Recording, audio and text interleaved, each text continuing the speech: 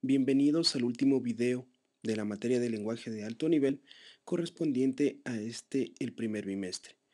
Dentro de este video vamos a analizar lo que sería el API básica del lenguaje de programación Java, centrándonos de manera en especial en los métodos de la clase Math, y como agregado tendremos para este video una breve explicación de lo que serían las series o sucesiones numéricas. Empecemos analizando un poco de lo que sería el API del lenguaje de programación Java. Anteriormente se dijo que Java o la plataforma Java está compuesta por dos partes. Por un lado el API y por otro lado el intérprete. El API no es nada más que un conjunto de elementos, es decir, un conjunto de clases, métodos e interfaces y otros elementos que han sido previamente construidos y que se incluyen dentro del lenguaje, facilitando de esta manera la tarea de programación porque no tenemos que inventar desde cero todos los elementos, sino que tenemos que reutilizar aquellos elementos que ya vienen empaquetados en lenguaje. Elementos como, por ejemplo, elementos de la interfaz gráfica de usuario, como botones, cuadros de texto, áreas de texto, cuadros de selección, radio buttons, etc. API, por sus siglas en inglés, significa Interfaz de Programación de Aplicaciones. Dentro del API de Java existe una clase que es bastante útil. Es bastante útil porque tiene algunos métodos aritméticos, trigonométricos, que nos permiten realizar ciertos cálculos y que nos van a facilitar al momento de realizar nuestros programas. Esta clase se conoce como una clase math, que es una clase estática y que contiene un conjunto de métodos que nosotros debemos aprender a utilizar y a sacar provecho. Aquí pueden observar una breve lista de los métodos que posee en este caso la clase math. La clase math posee muchos más métodos que deberíamos en este caso analizarlos a través de la documentación del lenguaje Java, y en este caso, dentro de la guía de estudio se incluye varios ejercicios y se incluye unos links que apuntan hacia la documentación del lenguaje Java, que es otro elemento con el cual nosotros deberemos relacionarnos. Veamos algún ejemplo de cómo utilizar en este caso la clase math. Vamos a elaborar un programa que resuelva la siguiente serie. Más adelante vamos a dar una definición formal de lo que sería una serie y vamos en este caso a ver algunos tips y algunas prácticas para resolver lo que serían series. Analicemos la serie que se encuentra en pantalla. Tenemos que es una operación de radicación en donde tenemos los elementos dentro de la base serían el 1, el 2, el 3, el 4, el 5, el 6. Y dentro de los radicales tendríamos el 2, el 4, el 6, el 8, el 10 y el 12. ¿Cómo podemos obtener la raíz, por ejemplo, cuarta del número 2? ¿Cómo obtenemos la raíz décima de un número? ¿Cómo obtenemos la raíz décima segunda? Pues hay una equivalencia trigonométrica que nosotros la podemos encontrar aquí.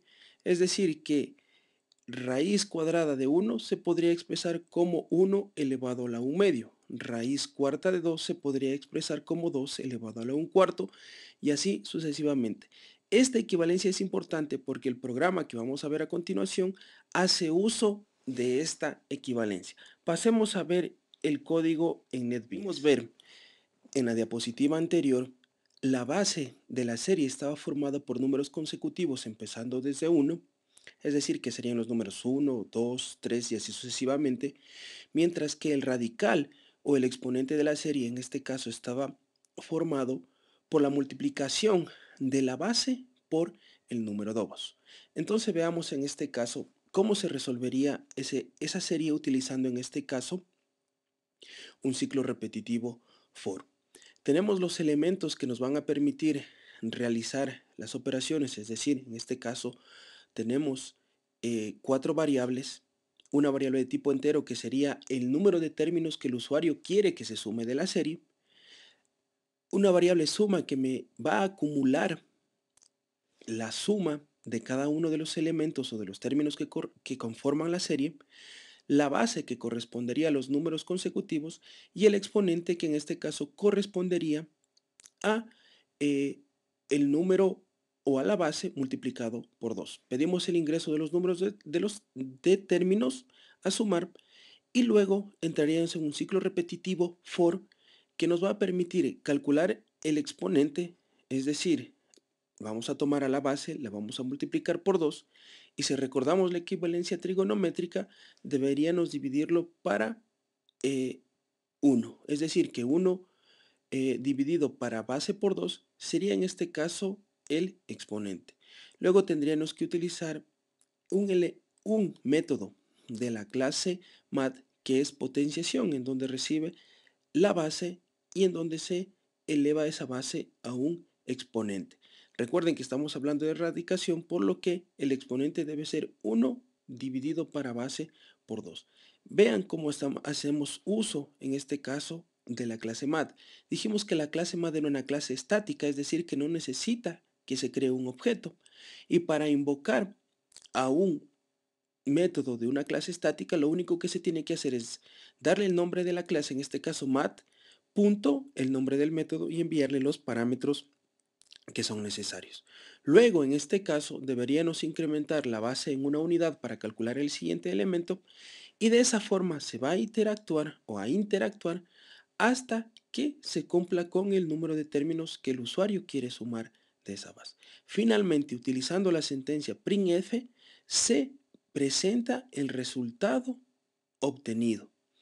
En este caso, observe cómo printf recibe como parámetro el tanto por ciento f, que indica que el valor que va a mostrar es un valor de coma decimal, es decir, es un número real.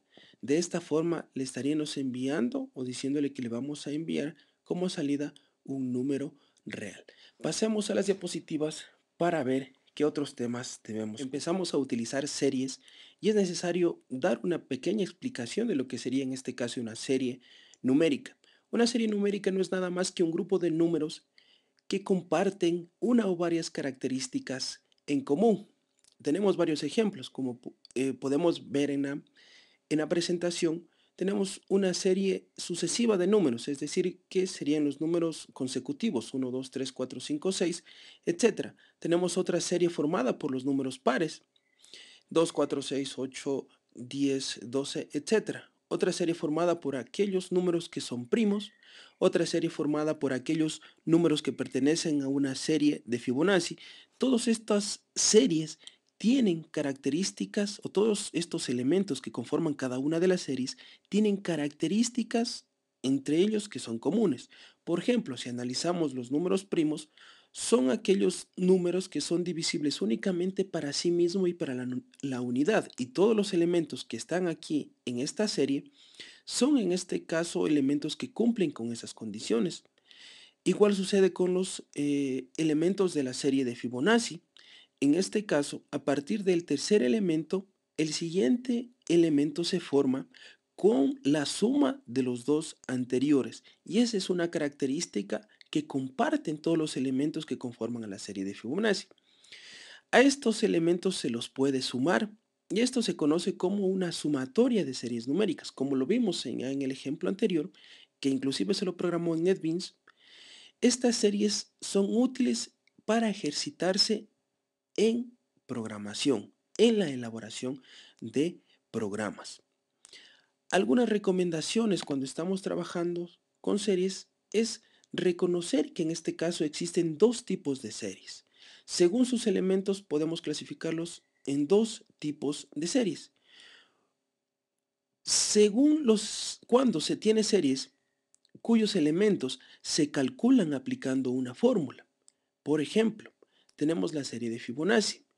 A partir del tercer número, el siguiente elemento se calcula sumando los dos anteriores.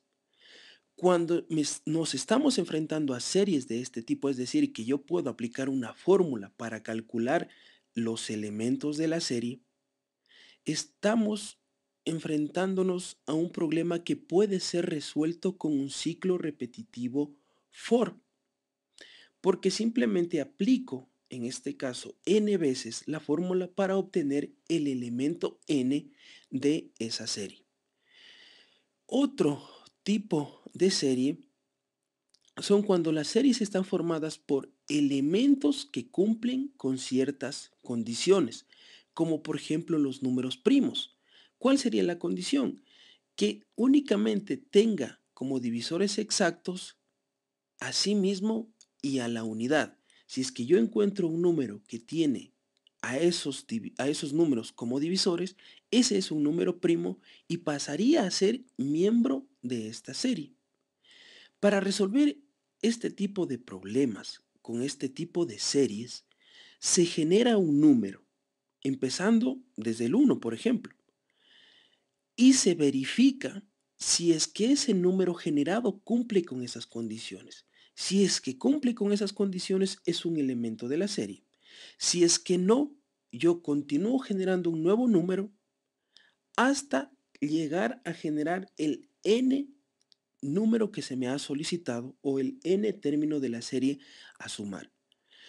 En este caso, para resolver este tipo de problemas, no se puede utilizar un ciclo repetitivo for porque no se debe modificar la variable que hace de control del ciclo, sino que deberíamos utilizar una estructura de repetición como un while o como un do while que nos permite modificar la variable de control del ciclo repetitivo de una mejor manera, de una manera más transparente. Estos serían los elementos que vamos a cubrir en este último video de esta materia en lo que sería el primer bimestre. Se vienen ya nuevos videos en donde vamos a empezar a hablar de otras características del lenguaje, como por ejemplo vamos a ver cómo crear nuestros propios métodos, ya no solamente utilizar los del API que vienen con Java, sino también vamos a crear nuestros métodos de acuerdo a nuestras necesidades. Vamos a ver algo de lo que sería la programación orientada a objetos y vamos a cubrir algo de una estructura de datos básica como son los arreglos. Espero su participación en los próximos videos.